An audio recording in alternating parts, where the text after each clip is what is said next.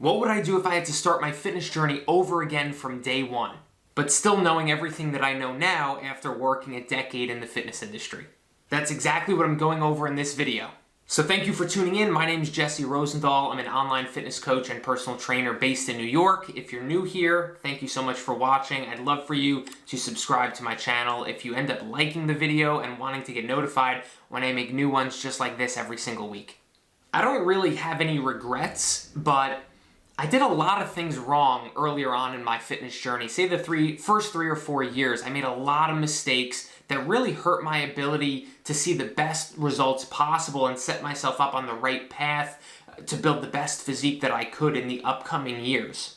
And that cost me time. It cost me a few years after that trying to correct these mistakes that I had made, which had led to muscle imbalances, really poor posture and mobility that I'm still working on, diligently today. And, asymmetries in my body. My body was very not symmetrical, which is, again, something that I'm still working to improve to this day. And I just thought if I got it right from day one, man, where could I be after 10 years of really good progress and really good strategies? So here's exactly what I wish I did starting from day one of my fitness journey. Number one is I wish I started tracking my macros from the start. For me, I started working out a couple years before I even considered eating properly or eating well. And that's because I had a misconception in my head that to eat properly, I would have to give up my favorite foods and my favorite treats like ice cream, baked goods, bagels, all these, good things. But the truth is that tracking your macros not only gives you lifelong knowledge about the nutrition content of certain foods, but it actually allows you to eat more flexibly. It allows you to include these treats in your diet, within moderation, of course, and still see great results. So if I knew this, I would have started tracking my macros much earlier on. But the reason I wish I started tracking my macros from day one is because nutrition is so powerful when it comes to the ability to change your physique, right? You can work out all you want, but if your nutrition isn't dialed in, you're not going to see significant change in your body most of the time. And if you're really taking a deeper look at what you're eating, how much grams of protein, carbs, and fats you're eating every day, you can manipulate these numbers to really optimize your body's genetic potential. Whatever you're physically capable of doing, eating a strategic set of macros and an amount of food is going to give you the best opportunity more than anything else to do that. The second thing that I wish I did starting from day one of my fitness journey is hire a coach. Because the truth is, those first 3 or 4 years that I spent working out, I didn't really have any idea what I was doing in the gym or with my food.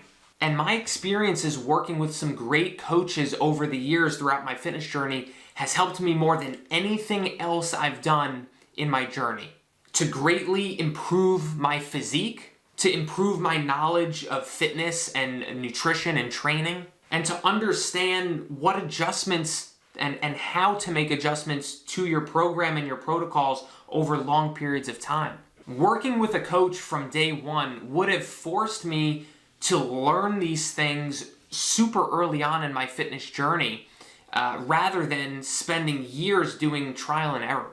I also didn't really learn how to track my food accurately until I worked with my first coach. I was tracking for a couple years on my own, and I had no idea, but I wasn't tracking accurately. I wasn't using a food scale. I wasn't weighing out the foods I was eating. I wasn't tracking like sauces, butters, oils. I was eyeballing peanut butter. That's like rule number 1, don't do that, right? And when you work with a coach, a good one that's a little bit more hands-on, you're going to learn how to track food accurately so that you can see the best possible results and so that you can have that knowledge forever and live the highest quality of life possible. This also would have ensured that I was using a balanced training program and actually following a structured workout routine.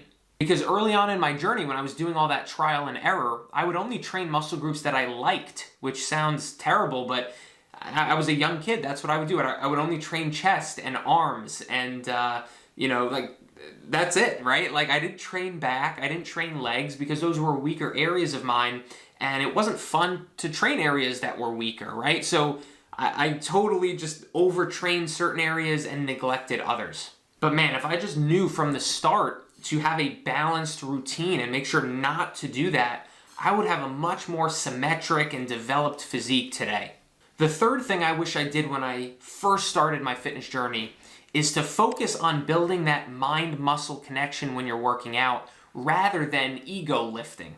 So building this mind-muscle connection basically means focusing on each and every rep that you do on using proper form, of course, but also contracting the muscle that you're working and moving the weight only by using that muscle that you're trying to target for that exercise, and avoid using momentum or avoid recruiting other muscle groups to help move that weight. Like for example, a chest press, you could easily incorporate more of your shoulders or your triceps if you're not using proper form, if you're not really building that mind-muscle connection and focusing mainly on the chest. Building this skill, that mind-muscle connection, is so important. It's probably one of the top 1 or 2 important things for people who have aesthetic-based goals, physique-based goals of actually improving how your body looks. And when I was younger, in those first 3 or 4 years, of course, what I was doing was ego lifting. I was loading on way more weight than I was actually capable of doing while still maintaining proper form. And because of this, I look back at some of the videos, or I think back to how I was working out in college, and man, I'm surprised how I didn't snap my back or get seriously injured with some of the stuff that I was doing. So remember this, if you have goals of improving your physique, building some muscle, seeing that definition or tone, building this mind-muscle connection on each and every rep of every set and using proper form is going to be super important, way more important than the number of weight you're actually lifting.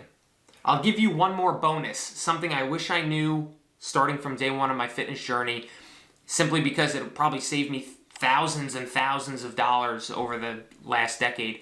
But I wish I knew that there's no supplement out there that you can buy that is going to have any massive or even significant impact on how you look or your results. When I was younger, I would buy every supplement under the sun, right? I tried every single pre-workout, every single protein, every single brand, every single, thing that was available, I tried it. And just to be clear, all legal things. You could buy at GNC or Vitamin Shop or, bodybuilding.com. And I genuinely believed that these supplements were gonna give me an edge or give me an advantage, over people who weren't taking them. But dude, take my word for it. If you're not at this point yet already in your journey, there is no supplement that is going to make any significant difference in your physique. And if you dial in your nutrition and you put all your focus and your energy and whatever money you were going to spend on supplements, use it towards a nutrition coach or a coach to help you dial in that nutrition, that is going to exponentially lead to a better physique than whatever pile of supplements or stacks that you can pay for. Of course, there's a few supplements that can be beneficial, like a protein powder is something I always keep around to make sure that it's relatively easy to hit my protein goal. I take vitamin C, I take vitamin D3 just for health purposes. I do take a pre-workout because, it's got caffeine in it. It's going to help me have a better workout, but it's not going to impact how my physique looks, by itself. It's going to give me some more energy to have a good workout. And creatine is beneficial as well. That can be helpful in the strength department, maybe helping you get an extra 1 or 2 reps in the gym or do an extra 5 pounds. Again, that's one of the most beneficial supplements, creatine, and yet it's a very tiny, marginal little benefit that you're going to notice from it, if you notice anything at all. Man, if I knew these 4 things from day one, it really is scary to think where I could be today with my fitness. But luckily, the game of fitness is a lifelong game, and we're always going to have more time to improve our fitness and improve our body. And I'm pumped because, it's April of 2022 right now as I'm making this video, and I've got clients in their 40s, in their 50s, in their 60s, in their 70s who are crushing it this year, who are getting leaner than ever, reaching body fat percentages that are lower than they've ever been before, getting stronger, building muscle. It's never too late. So if you're in your first couple years of your fitness journey, hopefully you picked up something from this. I hope this was even 1% helpful. And if it was, consider subscribing to my channel, and I'm gonna leave another video up here that I think could be helpful as well for your fitness journey, and I'll see you on the next video.